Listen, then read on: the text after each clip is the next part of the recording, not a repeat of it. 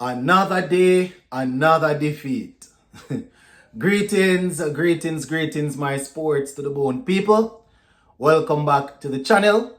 Thank you all for tuning in. Hope you're all enjoying your Sunday evening. Hope everything is going well. Well, apart from the fact that we just lost the second T20 game of the series. So England, they take a 2-0 lead as we head to St. Lucia for the remaining games. So it was actually a comprehensive victory for England. Easy. They won the game by 7 wickets with 31 balls to spare. Yes, you heard me right. By 7 wickets with 31 balls to spare. Now, we tinkered with the playing 11 a little bit. The playing 11 from the first game.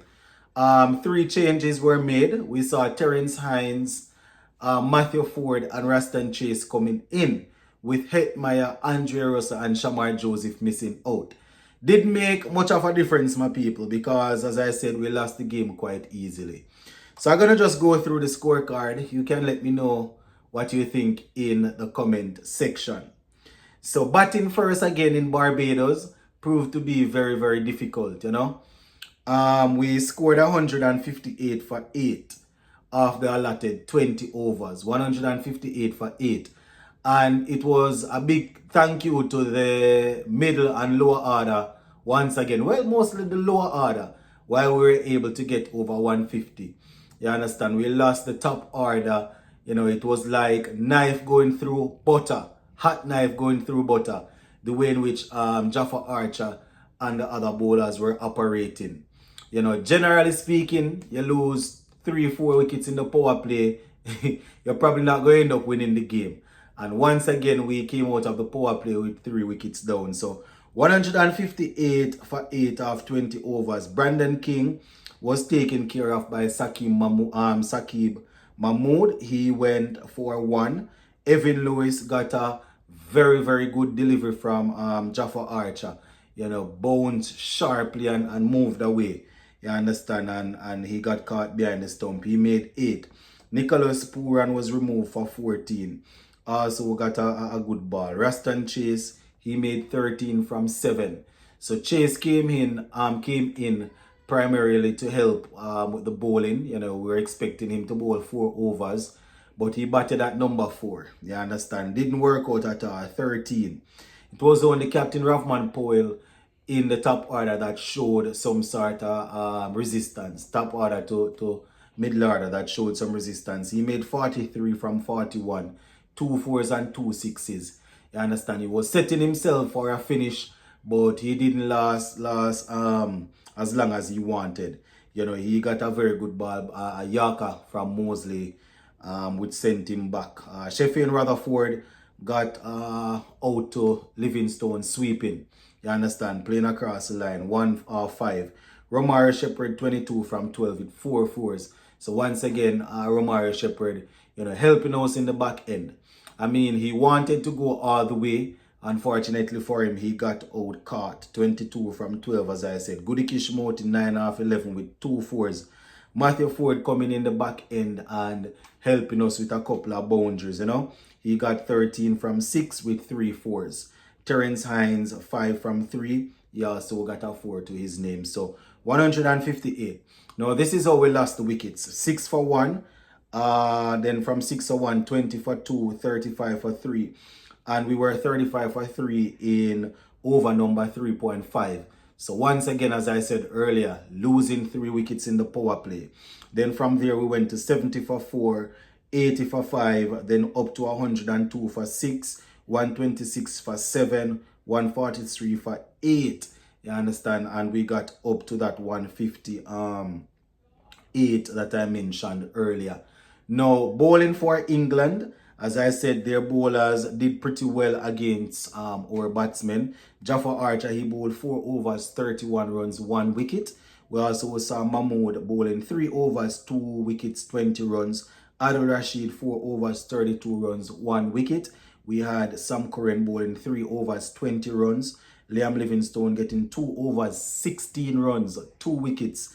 And Dan Mosley also doing well, 4 overs, 29 runs and 2 wickets. So that is basically how that half of things went. Now, West Indies, having scored a low total, they went out there hoping they would get a good start.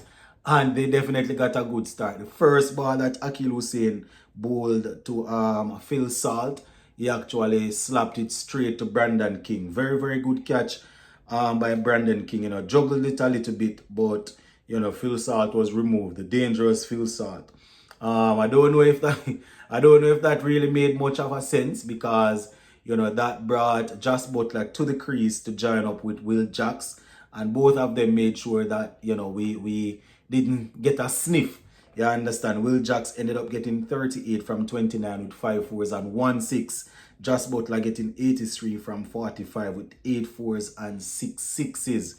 And we also saw Liam Livingstone getting 23 from 11. He was left not out. Extras was not our friends at all. We gave away 14 extras. Whole lot of wide balls, whole lot of wide balls. 10 wides, and we got a 4 buys, So that is how it went, my people. England chasing 158 were able to get 161 for 3. And they did so in 14.5 overs.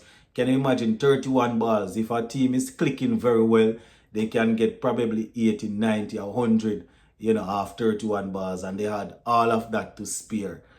So really, really tough time out there for us. So even though they changed up the playing 11 a little bit, didn't work out. The batting failed us once again. The batsmen getting outfoxed in the power play. I still have to give credit to the England bowlers. They bowled pretty well. Jaffa Archer, he went for 31 runs, but in the power play, he didn't look too bad. You understand? Bowled some troubling deliveries. I think he actually got Nicholas Pooran on the grill, if I'm not mistaken. But it was one, it came off the bat onto the grill. So, Archer was looking good out there. And unfortunately for us, our batsmen, they didn't have the answer at all. As I said, only Ravman Powell really stood up and stayed out there for a little time. And even so, it wasn't him scoring quickly at all. He was trying to survive, trying to, build something where he could attack in the back end, and it didn't work.